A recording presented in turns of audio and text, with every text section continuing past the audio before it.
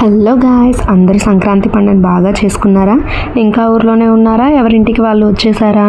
మీరు ఇక్కడ చూస్తున్నారు కదా, మా సంక్రాంతి ముగ్గు అయితే అదిరిపోయింది.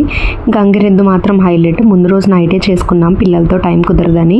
ఇక్కడ చూడండి, డోలికా అల్లరి అప్పో చాలా ఎక్కువ అయిపోయింది ఈ మధ్యన, అసలు కంట్రోల్ చేయలేకపోతున్నాం. ఇంకా ఈవినింగ్ అయితే మేము మామ్ అండ్ డాటర్ డ్రెస్లో రెడీ అయిపోయాము, నేను డోలికా.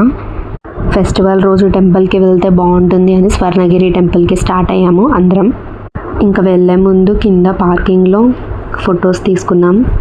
డోలికాకి మేము జడ వేయట్లేదని అస్సలు అనుకోవద్దు, ఎందుకంటే అది ఉంచుకోవట్లేదు. క్లిప్ పెట్టినా లాగేస్తుంది, రబ్బర్ బ్యాండ్ పెట్టినా లాగేస్తుంది. తనతో ఇది పెద్ద కష్టం అయిపోయింది.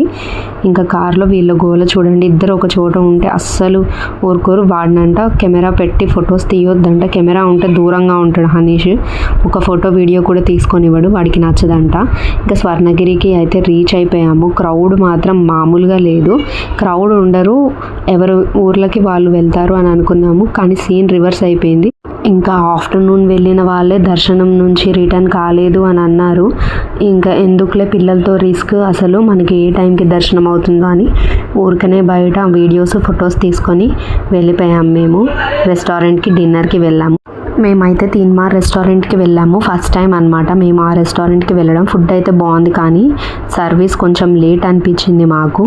కాజు pulao, veg fried rice, rotis, ఇంకా కాజు టమాటో కర్రీ మేము ఆర్డర్ చేసుకున్నాము. అన్ని టేస్ట్ బాగానే ఉన్నాయి. చెప్పాను కదా లేట్ డెలివరీ అని. మేము క్లిప్స్ తీసుకోవడానికి అసలు కుదరలేదు. డోలికా ఈ మధ్యన రెస్టారెంట్లో డైనింగ్ టేబుల్ మీద ఉన్నవన్నీ కింద పడేస్తుంది, అందుకని వాళ్ళ డాడీ బయట పట్టుకున్నాడు మేము తినేటప్పుడు. మా సంక్రాంతి సెలబ్రేషన్స్ అయితే ఇలా అయ్యాయి. Thanks for watching. Please subscribe to our channel.